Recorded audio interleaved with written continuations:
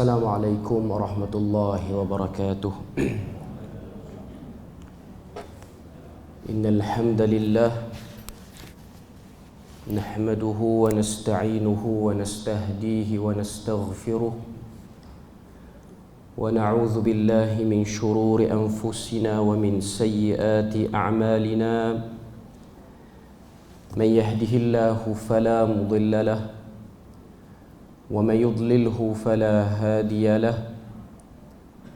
أشهد أن لا إله إلا الله وحده لا شريك له وأشهد أن محمدا عبده ورسوله. يا أيها الذين آمنوا اتقوا الله وقولوا قولا سديدا يصلح لكم أعمالكم ويغفر لكم ذنوبكم ومن يطع الله ورسوله فقد فاز فوزا عظيما. الحمد لله الذي بنعمته تتم الصالحات. ربنا آتنا من لدنك رحمة وهيئ لنا من أمرنا رشدا. اللهم آت نفسي تقواها وزكيها وأنت خير من زكاها أنت وليها ومولاها. Alhamdulillah, syukur pada Allah Azza wa Jal kerana dengan rahmat dan juga limpah kurnia yang Allah Ta'ala berikan dapat kita bersama pada pagi ini. Dan untuk pengetahuan kepada tuan-tuan dan puan-puan yang ada, bermula daripada hari ini dan tahun ini, saya akan mengambil alih untuk kelas pengajian tafsir Al-Quran, menggantikan yang sebelum ni. Jadi bila mana dapat arahan yang baru ni, saya tak nak kacau pengajian yang sebelum ni. Saya tak tahu sambungan dia ayat berapa, dan saya tak nak ikut flow yang lepas. Saya nak, orang kata apa, guna cara saya sendirilah, sebab saya pun belajar tafsir dengan cara saya sendiri. Okay. Jadi untuk pengenalan lah kepada tuan-tuan dan puan-puan, kaedah yang akan digunakan dalam pengajian tafsir kita ni, kita akan gabung sekali dengan usul tafsir. Usul tafsir ni ialah pengajian untuk mengenali beberapa isyarat-isyarat daripada Al-Quran untuk kita faham maksud daripada ayat tersebut. Okay. Dan saya akan gunakan pendekatan daripada dua orang tokoh yang besar. Dua orang tokoh ni daripada benua India, iaitu satu orang yang pertama ialah Abul Ala Al-Maududi. Ini sekitar 1903 sehingga 1979. Ini tokoh besar daripada India, pemikir. Dan juga yang kedua, tokoh yang kedua ialah Al-Farahi ataupun Abdul Hamid Al-Farahi. Kedua-duanya daripada India. Sebab apa? Sebab pendekatan dia lebih menarik berbanding pendekatan yang selalu digunakan. Kalau kita tengok dalam sejarah tafsir Al-Quran di tanah Melayu kita ni, antara tokoh-tokoh awal ataupun kitab-kitab yang agak sinonim dengan tafsir ni ialah tafsir Nurul Ihsan. Itu antara kitab yang digunakan dalam pengajian tafsir. Dan selain daripada itulah tafsir-tafsir yang lain. Okay. Cuma bagi saya lah, pendekatan dua orang tokoh ni, iaitu Abul Ala Al-Maududi dan juga Abdul Hamid Al-Farahi ni, dia lebih cepat untuk kita tangkap dengan realiti hidup. Bukanlah kata tafsir-tafsir lain tu dia tak kena, macam tafsir Al-Azhar oleh Hamka dan selainnya. Okay. Cuma cara dia ialah pendekatan yang menarik. Sebab apa? Abul Ala Al-Maududi ni, bila mana dia bawa tafsiran terhadap Al-Quran, dia nak tafsir satu benda, dia akan tengok latar ayat tu turun di mana, tahun bila, dan peristiwa apa yang dekat berlaku pada Nabi sebelum turun ayat tu ataupun dekat-dekat nak turun ayat tu, supaya kita boleh buat konteks yang dekat antara apa yang berlaku dengan Nabi dengan apa yang berlaku dalam hidup kita. Okay. Dan pendekatan daripada Abdul Hamid Al-Farahi, dia panggil kaedah Nazmul Quran. Nazmul Quran ni ialah nazam ni maksudnya penyusunan, penurunan Al-Quran dan juga susunan ayat ataupun surah dalam Al-Quran. Sebab kita kena tahu dalam Quran ni daripada surah Baqarah sampai surah An-Nas 114 surah itu dari segi susunan, tapi dari segi penurunan. Sebab ayat pertama, surah pertama yang turun ialah surah Al-Alaq, iaitu Iqra' bismi rabbikal ladzi khalaq. Dan dia cuba combine antara susunan dan penurunan. Nanti kita akan pelan-pelan lah, kita akan pelan-pelan, orang kata apa, sebut sikit-sikit. Okay, cuma sebagai mukaddimah lah untuk hari ini, sebagai pengenalan dengan saya sendiri. Saya akan fokus, kita akan bermula dengan bukan daripada surah Baqarah. Kita akan bermula dengan surah yang ke-40 dalam Al-Quran. Kita mula situ. Okay, surah yang ke-40 ni surah apa? Surah Ghafir. Apa yang saya nak daripada tuan-tuan dan puan-puan kalau masuk dalam kelas ni, hanya Quran dan tafsir Al-Quran, terjemahan bahasa Melayu. Apa-apa edisi pun tak apa. Yang perkata pun boleh, yang ni pun boleh, apa nama ni, pimpinan Ar-Rahman ni pun boleh. Apa-apa sajalah, yang penting Quran ada dan ada terjemahan bahasa Melayunya. Saya tak nak letakkan kitab tafsir apa-apa pun. Yang penting ada Quran. Ataupun kalau tak ada Quran di tangan, ada telefon yang ada aplikasi Quran dan ada terjemahan pun dah okey dah. Okey. Saya nak mula dengan surah Ghafir. Hari ni kita taklah masuk lagi sebagai pengenalan. Okey.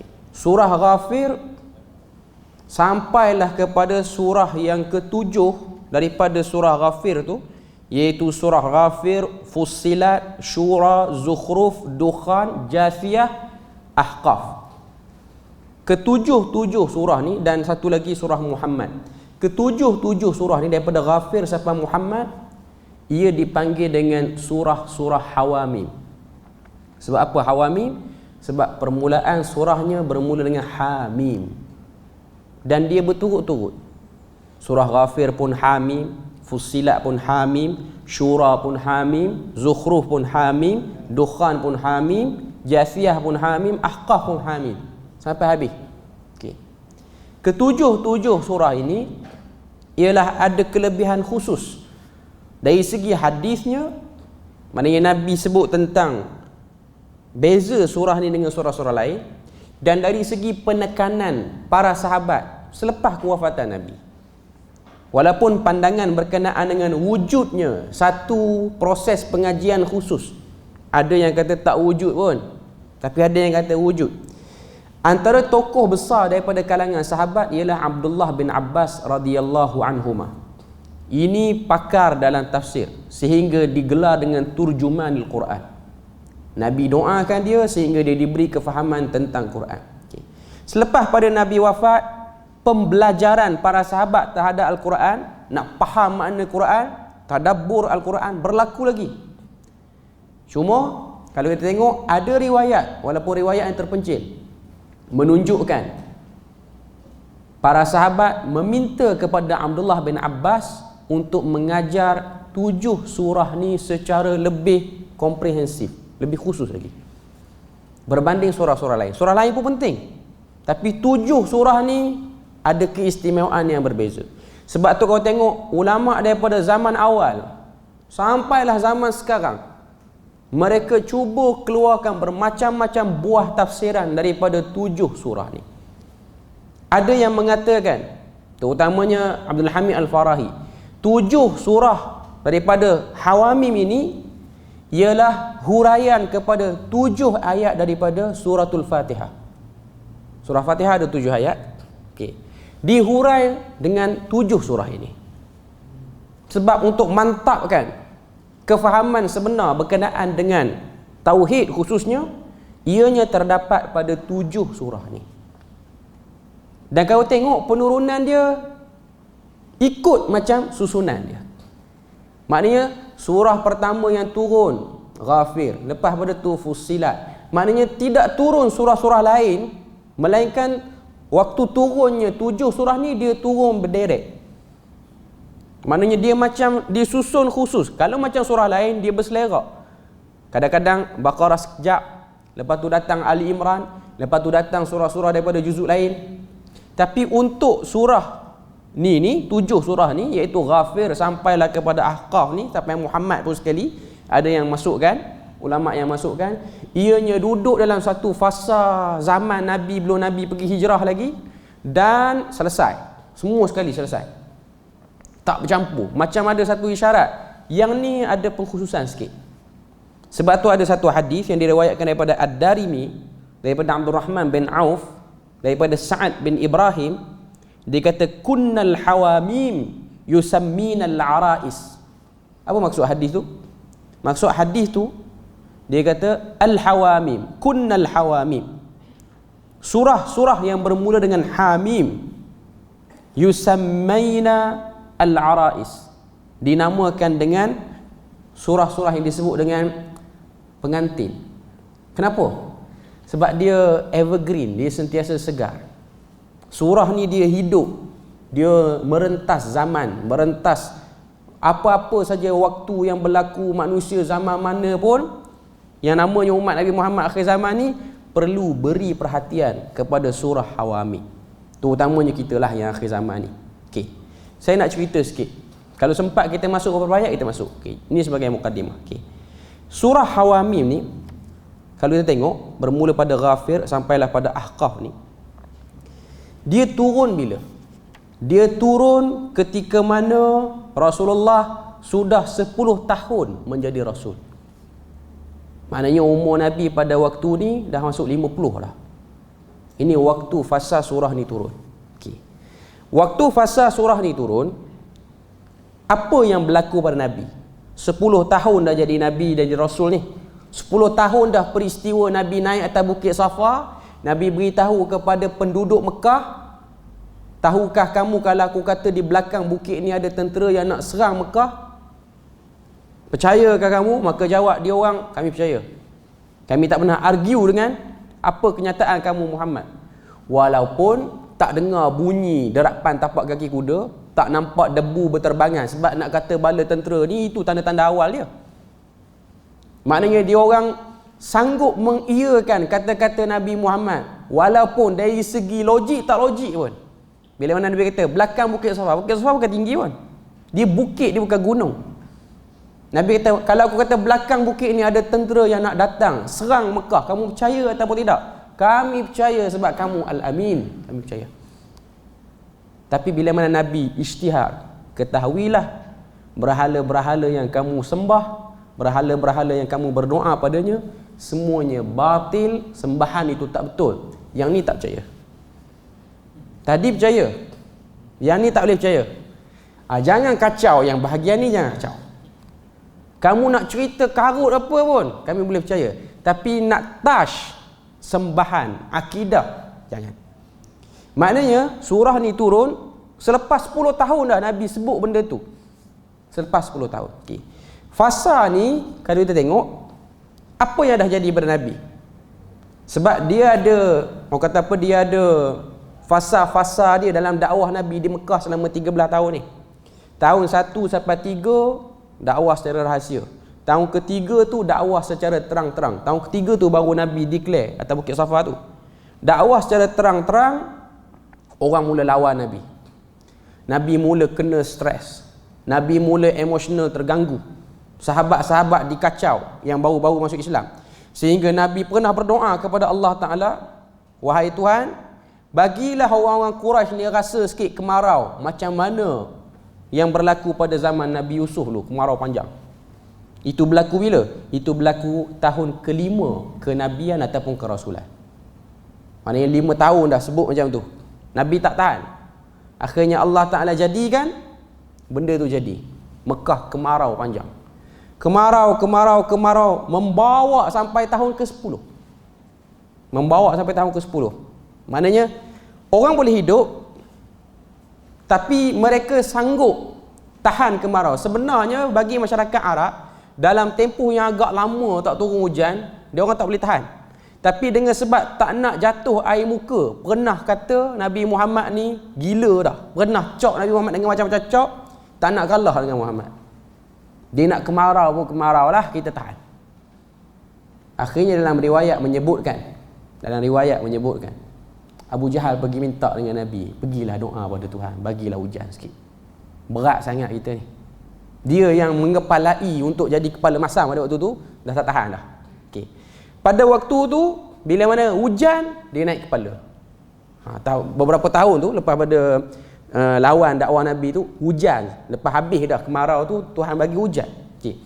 Bila mana hujan tu, dia naik kepala. Naik kepala macam mana? Tahun ke-10 ni, dia tekan Nabi lagi dahsyat sebelum daripada ni. Waktu tu turun 7 surah ni. Waktu tu turun 7 surah ni. Dan waktu tu jugalah Nabi baru kewafatan pak menakan dia Abu Talib. Ini fasa penurunan 7 surah ni. 7 surah ni penting sebab apa? Sebab dia jadi pasak. Dia jadi pasak kepada akidah dan tauhid seorang Muslim. Saya ingat saya ikut daurah tafsir zaman belajar dulu, memang guru dia mulakan dengan surah ni, baru patah balik pada Baqarah. Bagi habis dulu. Habis Ghafir sampai Ahqaf, masuk surah Az-Zumar, lepas tu baru pergi Baqarah. Dia tak start pada Baqarah, membawa sampai ke An-Nas. Sebab dia memang belajar ikut kaedah India Pakistan ni macam tu lah. Sebab kita nak kena prioritikan surah-surah yang penting dulu. Sebab kau tengok waktu ni Allah Ta'ala turunkan surah-surah ni. Waktu ni sahabat-sahabat yang kena teruk, yang sudah diancam bunuh, yang sudah kena terajang sampai masuk dalam besi panas, waktu tu surah ni turun. Surah ni bagi lega. Dalam istilah, kalau kita tengok istilah usul tafsir, dia panggil surah ini menjadi surah-surah yang bersifat, orang kata apa, penenang jiwa. Yang memberi kepada Nabi dan para sahabat ni rasa tenang. Kena teruk, badan sakit kena, tapi nak bagi emosi tu stabil. Istilah dia panggil tasliyah. Tasliyah ni maksudnya penang. Barulah berlaku Isra' Mi'raj, baru turun surah Isra' lepas pada tu. Maknanya dekat-dekat dengan nak hijrah dah. Dekat-dekat dengan nak hijrah. Okey. Kau tu tengok surah Ghafir dari segi maknanya. Dari segi makna, Ghafir bermaksud Tuhan yang Maha Pengampun. Tuan-tuan boleh tengok dalam Quran, Mushaf dalam muka surat 467. Ini surah Ghafir. Okey, tengok muka surat tu dulu. Ayat 1 sampai 7. Okey. Surah Ghafir, setengah-setengah Quran cetakan lain, Indonesia ke cetakan apa-apa, dia namakan juga surah ni dengan nama surah Mukmin. Bukan Al-Mu'minun. Mu'minun tu juzuk 18. Surah Mukmin. Tapi nama yang lebih famous ialah surah Ghafir. Surah Ghafir ni permulaan, kalau kita guna istilah moden, permulaan cerita apa jadi pada orang Mekah pada waktu tu, apa jadi kepada Nabi pada waktu tu. Di sisi Abul Ala Al-Maududi dan juga Abu Abdul Hamid Al-Farahi, sebelum masuk tafsir surah, kita kena cari dulu ayat dalam surah tu yang menjadi inti utama. Surah tu nak cakap apa? Keseluruhan surah tu nak cakap apa? Kau tengok surah Ghafir ni, dia mengandungi 85 ayat. Dia mengandungi 85 ayat. Dalam istilah pengajian Abul Ala Al-Maududi dan juga Al-Farahi, dia panggil dakwah. Setiap surah kena ada dakwah. Dakwah ni maksudnya apa? Bukan dakwah pendakwaan mahkamah tu. Tu dakwah orang Melayu. Dakwah bahasa kita. Dakwah ni istilah dalam tafsir ialah mencari main point, problem statement terhadap surah tu. Surah ni nak cakap tentang apa? Okey. Insya-Allah kalau kita baca surah seterusnya, Fussilat dan seterusnya, saya akan cuba bawakan setiap surah ni ayat utama yang menjadi tema penting. Kita baca satu surah tu mesti kena buat hubungan dengan ayat tu juga macam mana pun. Jangan lari pada ayat lain. Okey. Kalau kita tengok, inti utama bagi surah Ghafir ini ialah pada ayat yang ke-14. Kita langkah sikit. Sepatutnya saya kena cerita pada ayat 1. Okey. Cuma saya nak cerita kepentingan kenal dia punya main point. Tuan-tuan tengok ayat ke-14 muka surat 468. Okey. Ayat 14 Tuhan kata apa? A'udzubillahi minasyaitonirrajim. Fad'ullaha mukhlishina lahud-din walau karihal kafirun. Itu tema utama bagi surah Ghafir. Okey, kalau kita tengok dalam mukhtasar tafsir, tafsir-tafsir yang dihimpunkan, ditulis dalam bahasa Arab, apa dia cuba tafsirkan pada ayat ni? Dia kata fad'ullah ayyuhal mu'minun, berdoalah kepada Allah wahai sekalian orang beriman, mukhlisina lahu fit ta'ah wad du'a, doa pada Allah wahai sekalian orang beriman dalam keadaan kamu benar-benar suci, tanpa ada apa-apa noda pun dalam hati kamu, untuk taat dan juga untuk melepaskan hajat kamu. Bukan lepas hajat buang air tu, maknanya waktu ada hajat sempit macam mana pun tak nampak makhluk, bagi nampak Tuhan dulu. Kalau kita tengok dalam terjemahan dia terjemah apa? Terjemah pimpinan Ar-Rahman, dia kata oleh itu maka sembahlah kamu akan Allah dengan mengikhlaskan ibadah kepadanya dalam kurungan dan menjauhi bawaan syirik, sekalipun orang-orang kafir tidak menyukai dalam kurungan lagi amalan kamu yang demikian. Kalau kita baca dalam tafsir pimpinan Ar-Rahman ni, yang ditulis oleh Abdullah Basmih ni, yang dalam kurungan tu ialah tambahan daripada dia, itu bukan terjemahan pada ayat. Maknanya dia pun ada konsep tafsir juga pada Abdullah Basmih ni lah. Cuma dia ringkas, tafsir dia ringkas. Okay. Dia buat kurungan dan menjauhi bawaan syirik. Okay. Saya cuba kerat sikit. Fad'ullaha mukhlisina lahuddin. Okay, itu bahagian pertama untuk tema utama surah ni. Maknanya tuan-tuan puan-puan kena tahu, surah ni Allah Ta'ala suruh kempen, dia bagi arahan pada kita, fad'u, mari pada perkataan ud'u. Ud'u ni maksud dia apa? Kita akan tengok dia terjemah dalam terjemahan Allah Basmi. Saya lebih suka guna yang tu untuk bahasa Melayu. Maka oleh itu maka sembahlah. Dia terjemah ud'u dengan sembah. Kita jangan, kalau Indonesia saya tak pasti dia terjemah apa. Mungkin dia terjemah berdoalah kepada Tuhan. Okey. Tapi perkataan doa tu dia macam umum, ataupun kita akan nampak doa tu maksudnya lah berdoa. Macam kita doa lepas salat, doa untuk diri kita lah. Okay. Tapi perkataan doa itu kadang-kadang membawa maksud sembah, menyembah. Okay. Fad'ullah mukhlisina lahuddin. Sebab surah ni nak beritahu kamu sembah benda lain tak valid. Apa yang disembah oleh musyrikin Mekah pada waktu tu tak valid. Tak valid satu pun. Melainkan kamu kena sembah pada Allah Ta'ala. Dan kamu kena sembah tu lahuddin. Ad-din dengan makna ta'ah. Taat betul. Sebab tu dalam tafsir-tafsir Arab dia akan sebut at-ta'ah. Taat betul. Maknanya tak ada rasa nak menyimpang ke lain, nak gelong ke lain, tak ada. Okey. Walau karihal kafirun. Walaupun perbuatan kamu sembah Tuhan tanpa menggunakan berhala itu dibenci oleh orang kafir. Ini saya nak sebutnya ayat peneguh kepada Nabi dan para sahabat, konsisten di atas menyembah Allah Ta'ala dengan tauhid. Jangan sembah Tuhan dengan ada noda syirik satu pun. Tak apalah 360 berhala kita tak sembah semua, kita sembah satu je. 359 lagi kita tak peduli pun. Tak laku juga doa tu. Tak laku juga ibadah tu. Kan sekeliling Kaabah tu 360 berhala. Andai kata doa pada Tuhan, kita cuma ambil satu berhala saja untuk kita jadikan perantara, pun tak valid.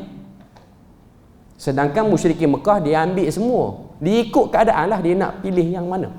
Cuma Allah Ta'ala kata semua yang telah diletakkan di sekeliling Kaabah, rumahnya yang suci itu, telah dikotorkan oleh mereka ini dengan membawa segala berhala. Semuanya tak laku. Walaupun Mekah tu tak berlaku apa-apa bencana pun, walaupun berhala dah masuk situ. Kan kalau kita baca sirah, orang pertama yang bawa berhala ni ialah Amru bin Luhai, masuk ke dalam kawasan tanah suci Mekah ni. Amru bin Luhai ni dia punya senggang waktu dengan Nabi 400 tahun. Lepas 400 tahun baru lahir Nabi. Amru bin Luhai dulu. Tuan-tuan boleh bayang, Nabi lahir, orang Mekah dah 400 tahun sembah berhala. Pengalaman yang cukup lama menyembah berhala. Tidak memungkinkan untuk orang Mekah boleh buang sembahan berhala dengan mudah. Sebab tu waktu Nabi kata, ketahuilah berhala tu batil, dia orang tak boleh terima. Sebab sudah 4 tahun, dah jadi darah daging dah. Dan dah pernah rasa berkesannya sembah berhala. Itu problem dia. Sembah berhala, minta pada berhala, bagi selamatlah perjalanan perdagangan aku, nak pergi ke Syam, nak pergi ke Yaman, apa semua ni. Selamat. Untung besar. Sebab tu kalau kita baca dalam sirah, mereka pedagang-pedagang Quraisy, waktu mereka nak pergi berdagang pada waktu musim sejuk, waktu musim panas, kita baca surah Quraisy, Allah Ta'ala sebut ila fihim rihlatash syita'i was-saif. Perginya mereka berdagang dengan tenang pada waktu syita, waktu sejuk, was-saif, dan juga pada waktu panas, musim panas. Tenang. Sebab apa? Tarik 60 unta, bawa barang dagangan untuk ditukar ke Syam ataupun ke Yaman. Ada satu unta yang pikul berhala. Satu unta akan pikul berhala. Satu unta tu akan bawa berhala. Berhala tu akan dijadikan sebagai tempat untuk berdoa kalau dia orang berhenti rehat di mana-mana tempat di padang pasir. Minta selamat pada berhala itulah. Hatta kalau berdagang guna kapal laut pun akan ada satu kotak yang akan bawa berhala ataupun akan ada bawaan berhala tu. Paling-paling common berhala saiz poket yang boleh letak dalam uncang duit ke macam mana pun. Itu pengamalan dia orang. Berdoa dengan berhala, pegang berhala tu waktu berniaga. Macam sebahagian orang kita tak sembah berhala tapi letak pelari. Sama tu. Dalam almari cashier tu letak pelari. Pegang, untung banyak kalau pegang yang ni.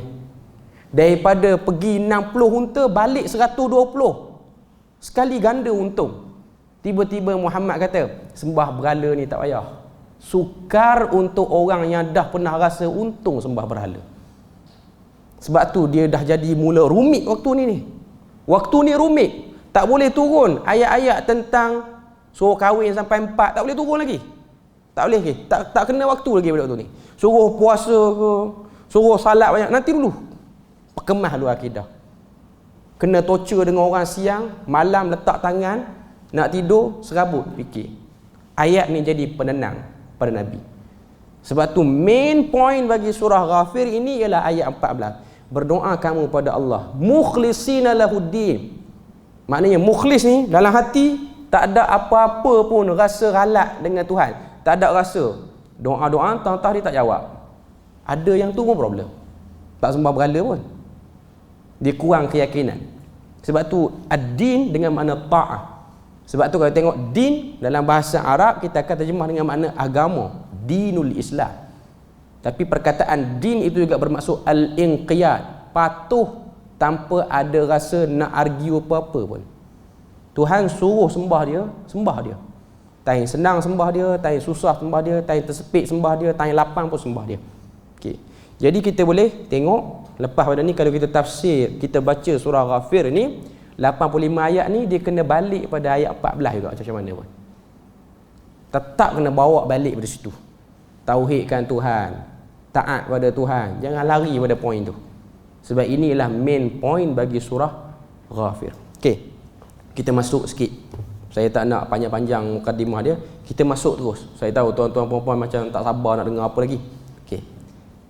Paling kurang kita boleh cover 4 ayat pertama. Sebab ini ialah opening yang paling terbaik untuk difahami, untuk meneruskan perjalanan tafsir surah Hawamim ni. Okey, kita tengok. Surah Ghafir ayat pertama. A'udzubillahi minasyaitonirrajim. Bismillahirrahmanirrahim. Hamim. Kalau kita buka dalam tafsir, memang dia akan sebut taqaddamal kalamu ala nadhairuha fi bidayati suratil Baqarah.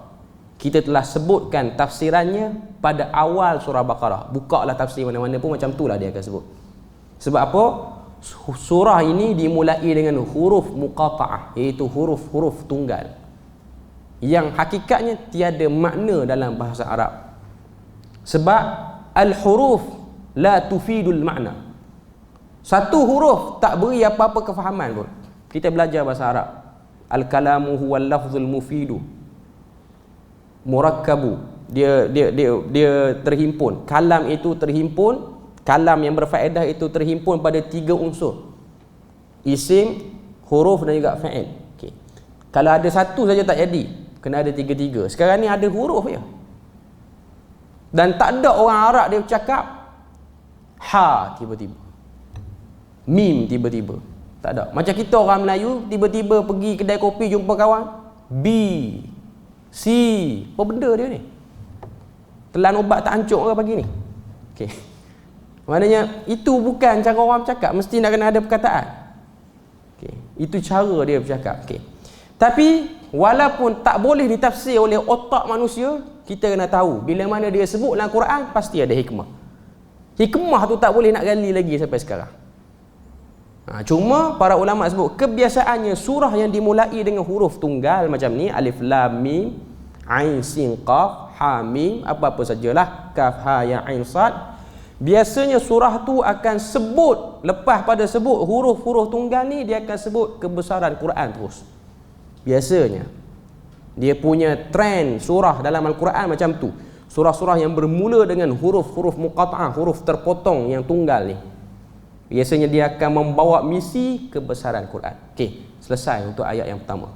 Ayat yang kedua, tanzilul kitabi minallahil azizil alim. Tanzilul kitab, dialah kalau kita tengok dalam terjemahan apa nama ni, Abdullah Basmi dia kata turunnya Al-Quran ini daripada Allah yang maha kuasa lagi maha mengetahui. Dalam apa nama ni, mukhtasar tafsir dia sebut sini, tanzilul Quran al-munazzalu ala rasulih Muhammad sallallahu alaihi wasallam minallahil azizil ladzi la yaghlibuhu ahad al-alimu bi masalihi ibadi. Okey. Terjemahan bahasa Melayu dia kata turunnya Al-Quran daripada Allah yang maha kuasa. Tanzil. Orang belajar bahasa Arab dia akan tahu perkataan tanzil menunjukkan penurunan yang penuh ada istiadat dan kemuliaan. Beza dengan nazil ataupun nuzul, dia ada beza. Semua mari pada perkataan nazala. Tapi bila mana ada tanzil, dia tak turun biasa-biasa. Dia turun dengan penuh ada istiadat. Kita baca dalam surah Al-Qadr, Allah Ta'ala sebut tentang penurunan Quran ni turun dengan para malaikat, beratus ribu malaikat.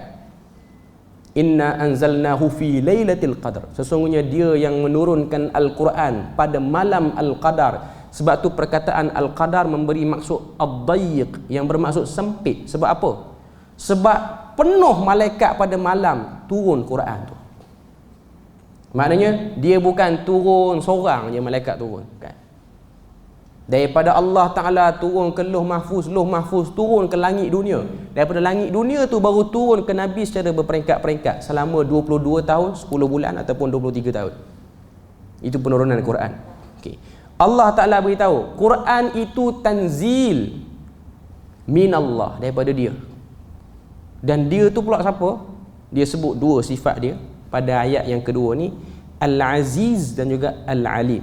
Apa maksud Al-Aziz? Al-Aziz la alladhi la yaghlibuhu ahad, iaitu Tuhan yang tidak boleh dikalahkan oleh apa-apa pun. Mai pada perkataan izzah, bermaksud mulia. Bila mana sebut aziz, dia maha mulia. Tak ada apa kuasa pun yang boleh mengalahkan Tuhan, melainkan benda tu akan jadi hina bila mana dia cuba nak lawan Tuhan. Okay. Itu yang pertama. Al-Alim. Al-Alim sifat yang kedua, maksud dia apa? Alimun bimasalihi ibadihi. Tuhan yang maha mengetahui benda-benda yang baik untuk diberikan pada hamba-Nya.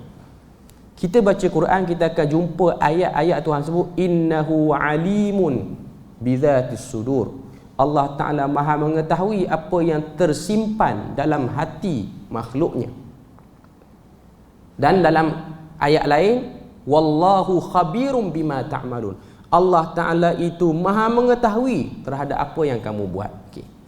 Alim dan khabir ada beza. Bahasa Melayu akan terjemah Tuhan yang maha mengetahui. Dua-dua perkataan yang akan terjemah maha mengetahui. Tapi apa beza alim dan khabir? Alim, Tuhan maha mengetahui, mai pada perkataan alima ataupun alim. Tuhan maha mengetahui benda-benda besar. Manusia dia nak kena ada apa? Nak kena ada makanan, nak kena ada minuman, nak kena ada udara. Ini ialah benda-benda asasi manusia. Tuhan tahu benda tu. Sebab tu dalam mukhtasar tafsir dia akan sebut alimun bimasalih. Tuhan tahu benda yang boleh bagi elok hamba dia. Tapi kalau kita baca ayat Quran, bila mana Tuhan sebut wallahu khabirum bima ta'malun, Allah Ta'ala itu mengetahui apa yang kamu buat. Perkataan khabir ialah Tuhan maha mengetahui benda yang kecil. Alim benda besar. Bumi ni nak kena ada pokok kayu, nak kena ada binatang, nak kena ada galian-galian dia, nak kena ada sumber air. Ini semua untuk makhluk dia. Itu alimnya Tuhan. Dia tahu semua. Okay. Dan Tuhan juga bersifat dengan khabir. Khabir tu maksud dia apa? Dia tahu juga liciknya hati manusia waktu dia bercakap seorang diri, waktu dia bermonolog dalam diri dia. Sebab tu ayat berkenaan dengan khabir ni biasanya Tuhan akan sebut tentang perancangan-perancangan jahat musyrikin Mekah. Dia orang rancang nak bunuh Nabi, konspirasi Nabi. Tuhan akan kata Allah Ta'ala tahu apa yang kamu buat. Maknanya Tuhan ni dia ambil tahu benda kecil, benda besar. Beza dengan manusia yang jadi penguasa, yang jadi pembesar, dia akan ambil tahu benda besar aja, benda kecil dia tak nak peduli lah. Dia tak sempat nak peduli benda tu. Okay. Itu beza. Cuma Tuhan nak mention Al-Aziz dan juga Al-Alim. Maknanya Tuhan nak beritahu melalui ayat kedua ni, dia maha mengetahui, alim terhadap benda yang elok pada manusia, iaitu jangan sembah berhala. Kalau kamu sembah berhala, kamu akan jadi makhluk yang tak elok.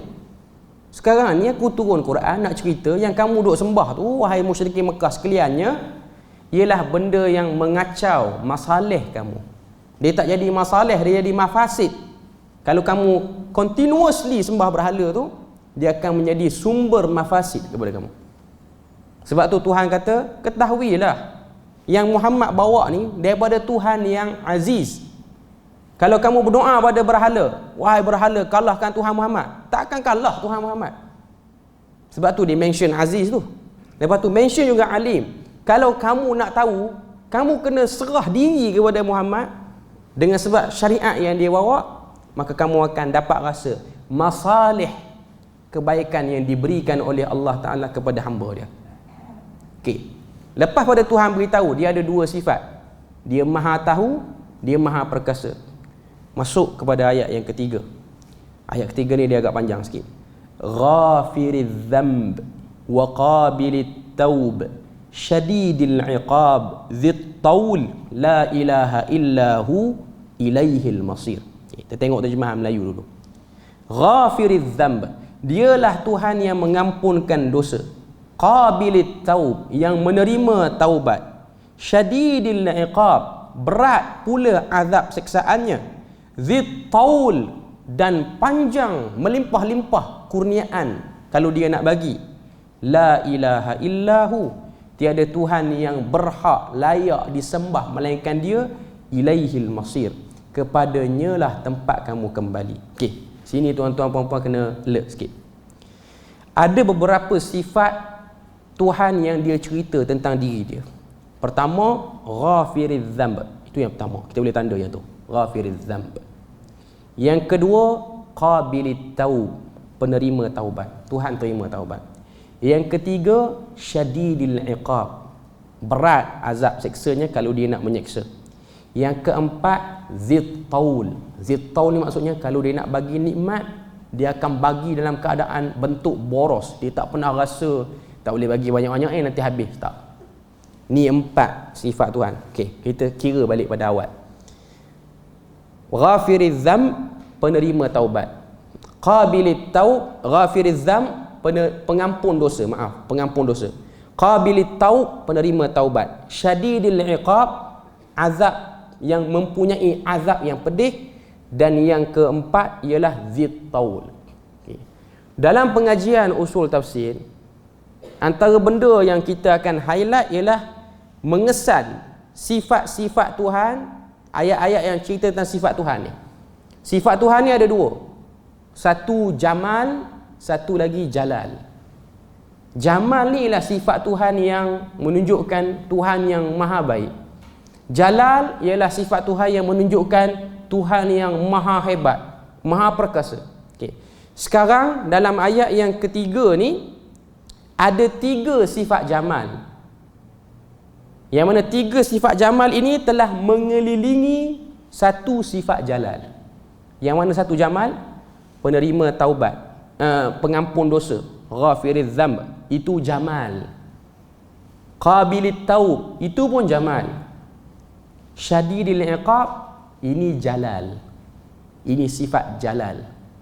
Dan yang keempat, dzit taul. Dua sifat jamal dulu, satu jalal, tutup dengan jamal balik.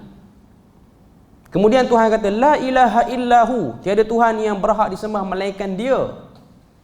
Ilaihil masir, kepadanya lah kamu akan kembali. Okay. Ayat ketiga ni, dari segi konteks asal penurunannya, ialah Tuhan membuka peluang kepada orang-orang kafir musyrikin Mekah. Kalau kamu nak taubat, aku terima taubat. Walaupun kamu dah pekat dengan sembah berhala, aku penerima taubat. Dia sebut qabilit taub. Selain pada tu dia juga sebut dia ghafiriz dzamb, pengampun dosa.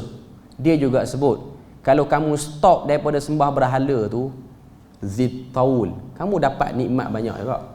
Sebab musyrikin Mekah dia bimbang, kalau berhenti sembah berhala, untung meniaga tak macam dulu. Itu yang dia bimbang. Memang manusia ni dia akan bimbang dunia dia dulu, macam mana pun. Dia takut bila mana Nabi Muhammad kata sembah berhala tak betul, rugilah meniaga lepas pada ni. Tak boleh bawa berhala macam dulu, bimbang-bimbang bawa 60 kurang jadi 30. Dulu kalau bawa berhala bawa 60 balik jadi 100 lebih. Maknanya dari segi keuntungan. Itu dari segi peniaga. Dari segi penguasa, dia duk fikir dah. Terutamanya pak menakan dia sendiri, Abu Lahab tu. Dia duk fikir dah. Kalau kita ikut idea Muhammad ni, kita yang duk pegang jawatan dalam Darun Nadwah tu. Darun Nadwah ni ialah himpunan pemimpin-pemimpin kabilah-kabilah, ketua-ketua kabilah besar di Mekah. Antaranya Abu Jahal, Abu Lahab, Abu Sufyan pun duduk dalam tu. Beberapa orang berpengaruh lah. Amru bin Al-As pun ada dalam tu. Okay. Diorang dah nampak kalau kita benarkan apa yang Muhammad sebut, kita ikut idea dia, demolish, hancurkan semua sekali berhala ni, apa akan jadi? Orang daripada luar Mekah, dia orang akan fikir nak ziarah apa dah Mekah, tak ada apa dah. Dulu ziarah ada berhala, sekarang dah ada Kaabah saja-saja, tak ada apa yang menarik dah pun. Bila mana ziarah tak berlaku, orang pun tak masuk Mekah, duit pun kurang masuk. Itu yang dia fikir. Sebab tu dia cantah awal-awal, jangan kata berhala tak betul. Tapi Tuhan nak sebut pada dia orang, kalau tak ada berhala tu pun, zid taul, nikmat aku banyak, aku boleh bagi dengan syarat kamu terima tauhid. Dan alhamdulillah kita tengok keturunan Quraisy, walaupun ada juga lah yang degil, mereka terima tauhid secara umumnya lah.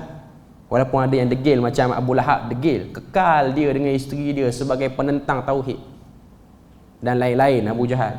Kita tengok hari ni Makkah Al-Mukarramah secara umumnya, satu bumi yang diziarahi. Tuan-tuan tengok, ni musim bulan 12, bulan 1 nak membawa ke bulan 3 ni, nak masuk bulan Ramadan ni, orang Malaysia berbusu-busu pergi. Tuan-tuan tengok posting di media sosial, ramai orang pergi. Ini semua pergi, ni semua bayar duit. Duit tu masuk. Tuan-tuan kena tahu, sekarang ni pemegang hartanah di Arab Saudi ni, kebanyakannya ialah orang muda di antara awal 30-an membawa ke 40-an. Sebab generasi awal Mekah ramai dah meninggal lah. Jadi orang muda dia orang dah start kaya lah. Dengan sebab orang sewa hotel, orang pajak lagi hotel tepi-tepi Kaabah apa semua. Dia orang dapat nikmat walaupun dia orang buang berhala tu. Lagi banyak daripada sebelum tu lagi, yang nenek moyang dia orang dapat. Maknanya nak kata Tuhan mengotakan janjinya, zid taul, melimpah-limpah.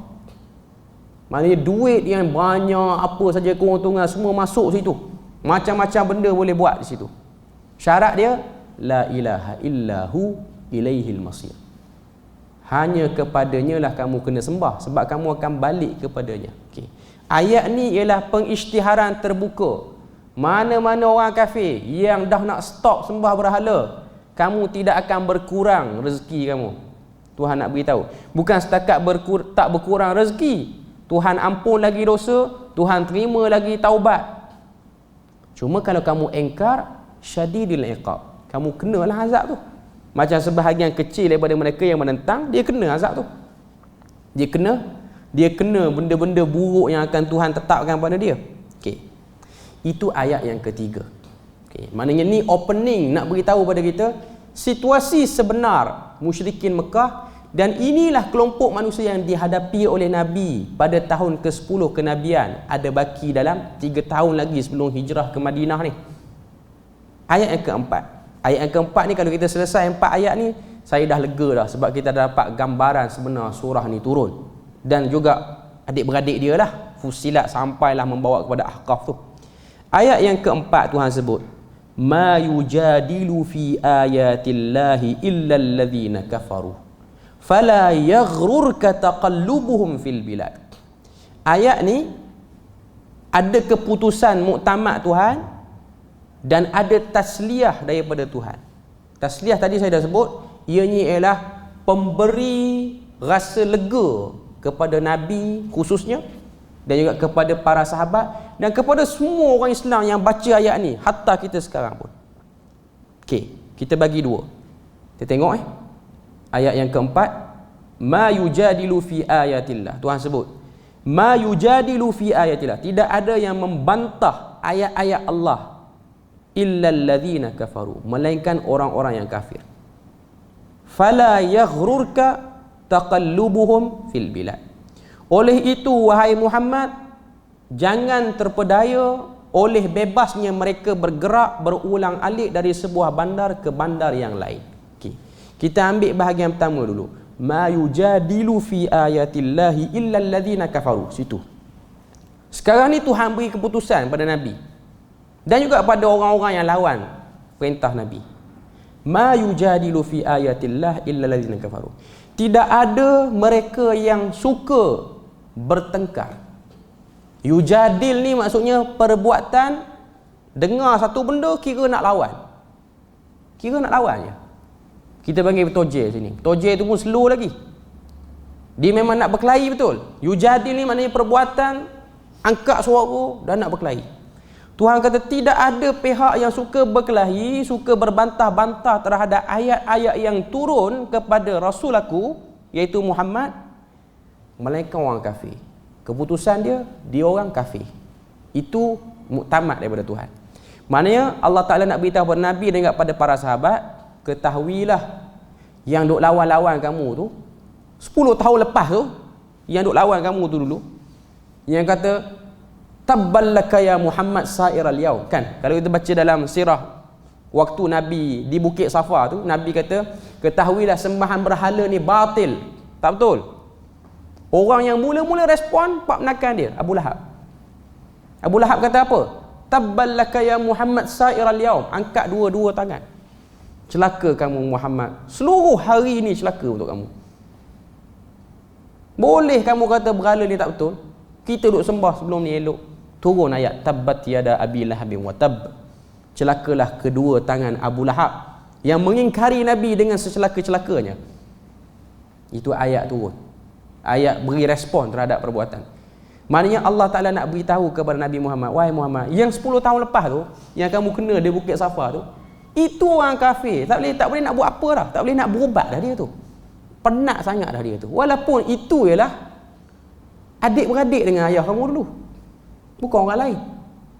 Punya teruk Abu Lahab, tak suka dengan anak menakan dia ni. Dia punya nak buat konspirasi nak jatuhkan anak menakan dia ni. Dia ajak isteri dia sekali. Kan kalau kita baca dalam sirah, Abu Lahab ni dia ada isteri yang cantik. Abu Lahab ni ialah orang yang handsome. Memang keturunan Quraisy ni handsome pun. Kalau tuan-tuan tengok, Quraisy kekal sampai sekarang. Tuan-tuan pergi buat umrah, tuan-tuan tengok Arab Saudi, ada satu kedai air wangi yang famous, sampai Malaysia pun ada cawangan dia di KL, Abdul Samad Al-Quraisy. Tu keturunan Quraisy tu. Quraisy ialah Quraisy sampai ke sekarang pun ialah Quraisy. Okey. Digelar dengan nama Abu Lahab. Nama betul dia lain. Perkataan Lahab tu maksudnya yang bersinar, yang membara. Orang tengok ni, orang ketar tengok dia. Sebab dia handsome. Dah lah handsome, dapat isteri pula cantik. Isteri dia nama Arwah. Dalam riwayat Israiliyat sebut, isteri dia antara penyumbang kepada perang Badar. Perang Badar tu, waktu nak buat perang Badar tu, Abu Jahal nak sediakan 1000 tentera ni dengan pakaian baju besi yang komplit, tak cukup duit. Arwah ada kalung yang mahal, bagi dekat tentera-tentera tu, jual kalung ni, beli persiapan perang. Sebab tu dalam ayat tu, dalam surah Al-Masad, Tuhan sebut wa mra'atuhu hammalatul hatab, dan isterinya tukang bagi kayu api neraka, bagi marak lagi bakar suami dia. Isteri dia pun kena bakar sekali lah. Okay. Dua-dua sama cantik, sama handsome, tapi pasangan yang paling jahanam. Sebab Tuhan dah isytihar dia jahanam. Okay. Kedua mempelai yang tak bahagia akhirat tu, dunia dia bahagia sebab dia kaya, dia lawan Nabi Sakan apa semua. Cuma nak katanya, ayat yang keempat ni Tuhan nak beritahu, yang lawan kamu ni Muhammad, mereka kafir. Sebab kita kena tahu, dalam kumpulan yang lawan Nabi Muhammad ni, dia tak ramai, cuma dia mempunyai suara yang kuat sebab ada pengaruh yang kuat. Dan yang pening, nak ikut Muhammad ke nak ikut yang ni, nak ikut Muhammad, yang tu lagi ramai sebenarnya. Yang tu lagi ramai. Sebab tu kau tengok waktu Abu Jahal dia lancarkan boikot pada orang Islam, ramai orang kafir tak setuju. Orang kafir tak setuju. Apa Abu Jahal ni sakan sangat lawan Muhammad? Takat benci cukup lah ni, sampai nak kena blok, jangan bagi beli barang, jangan bagi jual barang, jangan bagi juga keluar pada Mekah, biar seksa dia orang, tak cukup makan, biar kurang zat. Ni langgar kemanusiaan punya batas. Ramai orang kafir tak setuju, tapi apa kuasa yang ada nak lawan? Sebab dia ialah pemegang tampuk kuasa yang besar pada waktu itu. Okey. Jadi ayat ni Tuhan kata ma yujadilu fi ayatillahi illa alladhina kafaru. Tidak ada yang suka bantah ayat Tuhan macam Abu Lahab, isteri dia, Abu Jahal dan lain-lain, melainkan ini dah orang kafir. Ayat yang seterusnya, ayat yang sama, bahagian seterusnya, fala yaghrurka taqallubuhum fil bilad. Janganlah kamu tertipu wahai Muhammad dan sekalian orang-orang yang beriman terhadap pergi baliknya orang kafir dalam negara kamu. Waktu turun ayat ni, sebahagian para sahabat dia rasa lemah. Ikut Nabi Muhammad ni makin hari makin masalah kita. Ada sebahagian sahabat, hatta kalau kita letak diri kita pun pada waktu zaman tu, kita akan datang perasaan tu. Yang kaya dah mulai berkurang harta sebab kena derma banyak pada orang Islam yang miskin ni. Macam Abu Bakar, macam Uthman apa semua ni, macam Abdul Rahman bin Auf ni, orang-orang awam masuk Islam ni. Dia orang kaya tapi banyak harta kena bagi. Hatta Khadijah sendiri pun. Okey. Jadi dia orang tak dapat, dia orang berniaga, modal niaga tu dah makan dah dengan sebab nak bantu orang Islam. Jadi dia orang kadang-kadang terfikir, orang kafir ni tiap-tiap tahun paling minimum 2 kali akan keluar daripada Mekah sebab berniaga, balik untung banyak. Bila untung banyak, kahwin ramai. Sebab orang dulu kahwin 10, 15 tu normal. Anak pun bersepah, tak ingat anak dia mana satu, berterabur dah anak dia. Kaya dari segi anak, dari segi isteri, dari segi pengikut, dari segi duit, ringgit pun kaya. Dinar lah, tak pakai ringgit dah tu. Dinar dengan dirham. Okay. Jadi ada orang Islam rasa macam betul ke ikut Muhammad ni? Ayat ni pun turun. Jangan tertipu dengan pergi balik. Macam kita ni, kita tengok orang kafir makin kaya. Kita tengok orang-orang negara-negara kafir yang dia punya orang-orang dia tu perusahaan dia hebat, boleh pergi situ sini. Kadang-kadang kita orang Islam ni ada yang sanggup jual akidah kerana nak ikut dia orang. Tuhan kata jangan tertipu. Dia orang pergi balik, turun naik flight, turun naik kapal terbang, jangan tipu. Asal beli tiket business class, first class, business class, first class, ekonomi tak ada terus. Kita tengok macam sedih. Aku ni lambat nak dapat macam dia orang. Tuhan sebut fala yaghrurka, jangan tertipu.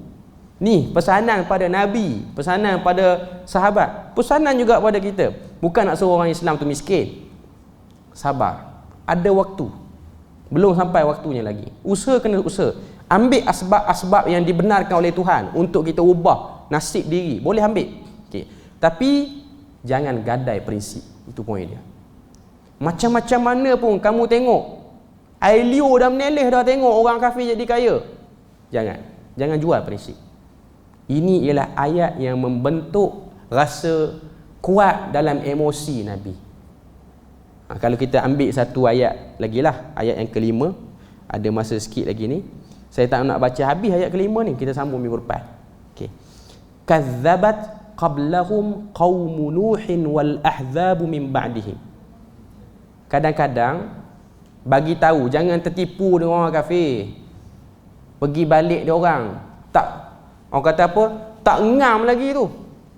Emosi tak kuat lagi. Okey, Tuhan pun masuk ayat kelima, Tuhan kata apa? Kazzabat qablahum qaumu Nuhin.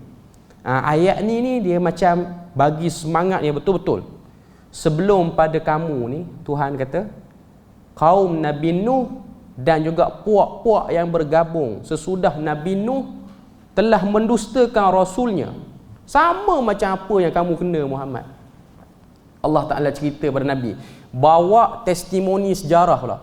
Muhammad kalau tak yakin, aku bantu pesuruh aku ataupun Rasul aku, tengok umat terdahulu. Sebab apa sebut Nabi Nuh? Sebab apa sebut Nabi-Nabi yang macam ni? Sebab kalau kita tengok, ini ialah saki-baki cerita yang masih lagi berlega dalam masyarakat dia. Cerita Nabi Nuh ni masih lagi valid di kalangan orang Mekah. Orang Mekah ni dia tak reti menulis, tak reti membaca, tapi kaya lah. Cuma dia punya kepercayaan dan dia punya rasa hormat tu dieksploitasi oleh Yahudi ahli kitab. Jadi Yahudi ni pun cerita pada dia orang, cerita Nabi Nuh, Nabi Ibrahim, Nabi Ismail. Jadi dia orang tahu Nabi Nuh ni. Tambah pula sebahagian daripada mereka sahabat-sahabat Nabi ni memang datang daripada kawasan-kawasan ni ataupun pernah pergi kawasan kaum Nabi Nuh ni. Dikatakan kawasan kaum Nabi Nuh ni di Iraq, sebahagiannya di Turki, tapi Quran tak sebut dah.